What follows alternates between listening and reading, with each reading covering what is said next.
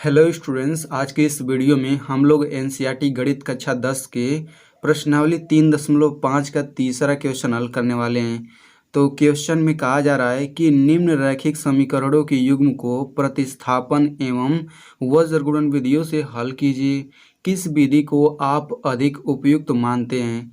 ठीक ना, तो हम लोग इसे प्रतिस्थापन एवं वज्र गुणन विधि से हल ज्ञात करेंगे और ये आप पर निर्भर करता है कि आप इन दोनों में से कौन सी विधि को अधिक सरल मानते हैं। तो चलिए इसके सॉल्यूशन की तरफ चलते हैं। तो सबसे पहले हमने यहाँ पे दोनों समीकरण लिख लिया है और इसे समीकरण 1 मान लेते हैं और इसे समीकरण 2 मान लेते हैं। तो सबसे पहले हम लोग प्रतिस्थापन विधि से हल ज्ञात करेंगे। तो समीकरण 1 से y का मान निकाल लेते हैं। तो समीकरण 1 है 8x प्लस 5y बराबर 9। तो यहाँ से ये हो जाएगा 5y बराबर 9 माइनस 8x। इधर प्लस x है तो इधर आएगा तो माइनस 8x हो जाएगा। तो अब यहाँ से y बराबर हो जाएगा 9 माइनस 8x बटा 5। ठीक ना, तो इसे हम लोग समीकरण 3 मान लेते हैं। अब इस y के मान को हम लोग समीकरण 2 में रखेंगे, क्योंकि हमने y का मान समीकरण 1 से निकाला था, तो अब हम लोग 2 में रखेंगे। ठीक ना, तो हम लोग लिखेंगे y का मान समीकरण 2 में रखने पर। ठीक ना, तो समीकरण 2 सबसे पहले लिख लेते हैं 3x प्लस 2y बराबर 4। तो यहाँ से ये हो जाएगा 3x प्लस 2 गुणा y का मान लिख लेते हैं। तो y का मान है 9 माइनस 8x बटा 5 बराबर 4। अब देखिए ये पूरा जो समीकरण है केवल x चर में हो गया था। अब हम लोग x का मान निकाल सकते हैं आसानी से।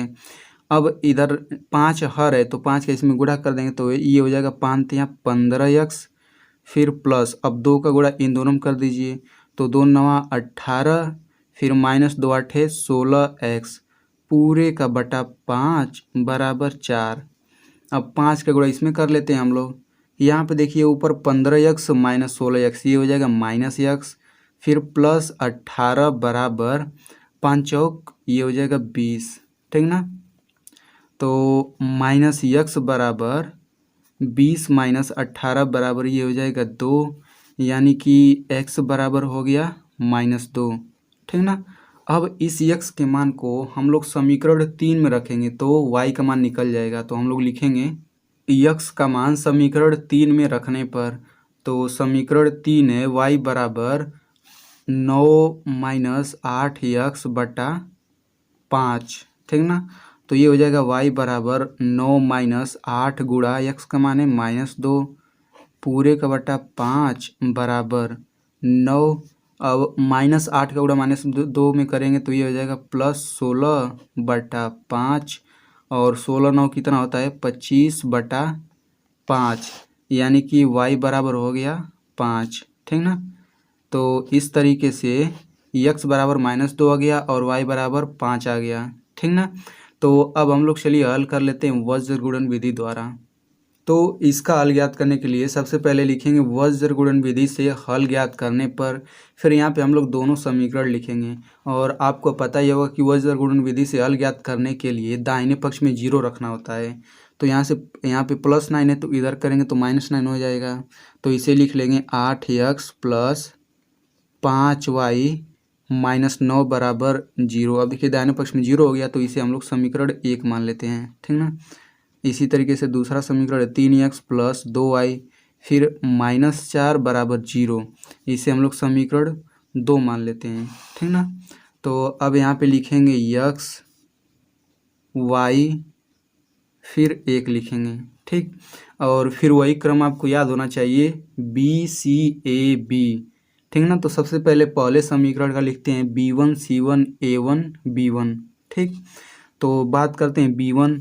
तो B1 का मान क्या है, B1 का मान है 5, तो यहाँ पे हो जाएगा 5। फिर C1 का मान क्या है -9, तो यहाँ पे लिख लेंगे -9। A1 का मान क्या है, A1 का मान है 8, यहाँ पे 8 लिख लेंगे। फिर से B1 आ गया, यानी कि ये पहला पद, तो यहाँ पे हम लोग लिख लेंगे। अब बात करते हैं दूसरे समीकरण में। तो अब B2 C2 A2 B2 होगा। तो B2 की बात करें, B2 का मान कितना है 2 है, B2 हो गया। C2 का मान कितना है -4 और A2 का मान कितना है, A2 का मान है 3। फिर b2 का मान फिर से 2 हो गया। ठीक, अब इसके बाद से हम लोग देखिए गुणा कर लेते हैं। अब तो यहाँ पे लिखेंगे x बटा, अब 5 का गुणा -4 में करेंगे तो 5 चौक 20, -20 आ जाएगा।